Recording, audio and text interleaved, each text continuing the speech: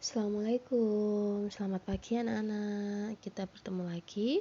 Ya, untuk pagi ini kita sudah memasuki materi untuk bab 2, yaitu mengenai teknologi informasi dan komunikasi. Pada pagi ini kita akan membahas mengenai sejarah teknologi informasi dan komunikasi, dan yang kedua yaitu media penghantar komunikasi. Perkembangan peradaban manusia diiringi dengan perkembangan cara penyampaian informasi, yang selanjutnya dikenal dengan istilah teknologi informasi. Mulai dari gambar-gambar yang tidak bermakna di dinding-dinding gua, peletakan tonggak sejarah dalam bentuk prasasti, sampai diperkenalkannya di dunia arus informasi yang dikenal dengan nama internet, yang pada saat ini sudah banyak digunakan di kalangan umum dan menjadi konsumsi sehari-hari. Perkembangan sistem informasi tersaji dalam periode-periode berikut. Untuk yang pertama yaitu 3000 tahun sebelum Masehi. Untuk yang pertama kali, tulisan digunakan oleh bangsa Sumeria dengan menggunakan simbol-simbol yang dibentuk dari piktografi sebagai huruf. Simbol atau huruf-huruf ini juga menjadi bentuk bunyi atau penyebutan yang berbeda sehingga mampu menjadi kata, kalimat, dan bahasa. Yang kedua, pada tahun 2900 sebelum Masehi, bangsa Mesir kuno menggunakan huruf hieroglif merupakan bahasa simbol, di mana setiap ungkapan diwakili oleh simbol yang berbeda. Jika simbol-simbol tersebut digabungkan menjadi satu rangkaian, maka akan menghasilkan sebuah arti yang berbeda. Bentuk tulisan dan bahasa hieroglif ini lebih maju dibandingkan dengan tulisan bangsa Sumeria.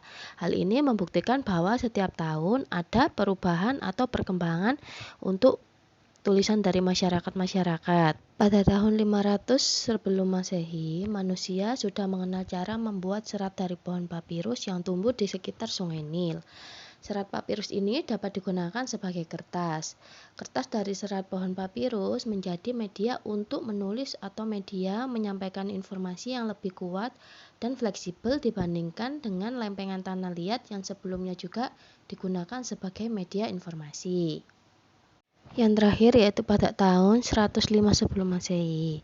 Pada masa ini, bangsa Cina berhasil menemukan kertas. Kertas yang ditemukan adalah kertas yang kita kenal pada saat ini. Kertas ini dibuat dari serat bambu yang dihaluskan, disaring, dicuci, kemudian diratakan dan dikeringkan. Penemuan ini juga memungkinkan sistem percetakan yang dilakukan dengan menggunakan blok kayu yang ditoreh dan dilumuri oleh tinta. Sistem ini yang sekarang lebih dikenal dengan istilah sistem cap. Untuk yang selanjutnya yaitu penjelasan mengenai media penghantar komunikasi yang dibedakan menjadi dua. Yang pertama, media komunikasi masa lalu dan media komunikasi modern. Yang pertama, media komunikasi masa lalu atau kuno. Contoh yang pertama yaitu kentongan. Kentongan digunakan di Indonesia sudah sejak lama. Alat ini sudah ada sejak zaman Kerajaan Demak, Surakarta, Gawatalo, dan Yogyakarta. Kentongan berfungsi untuk memberikan informasi kepada masyarakat bahwa telah atau akan terjadi sesuatu. Tanda atau kode yang digunakan benda-benda berbeda-beda. Kentongan besar biasanya disebut dengan beduk. Untuk contoh yang kedua yaitu daun lontar. Pada zaman yang sedikit lebih maju, manusia sudah mulai memakai bahasa tulisan sebagai media komunikasi.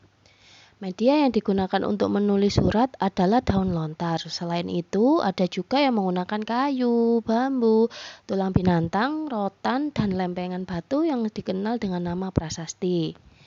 Daun lontar ini sebagai bahan naskah dipakai di Asia Selatan dan Asia Tenggara.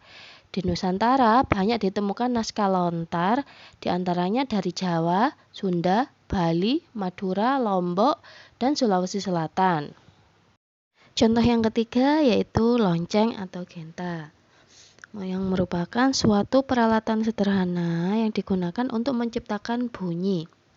Bentuk lonceng biasanya menyerupai sebuah tabung dengan salah satu sisi yang terbuka dan bergema saat dipukul. Lonceng juga banyak digunakan dalam peribadatan beberapa agama di dunia sebagai penanda waktu ibadah atau beberapa ritual. Ya anak-anak, untuk hari ini Bu Rusanti rasa cukup sampai di sini. Minggu depan kita lanjutkan lagi untuk materi media penghantar komunikasi. Jika ada yang ingin ditanyakan, silakan WA Bu Santi.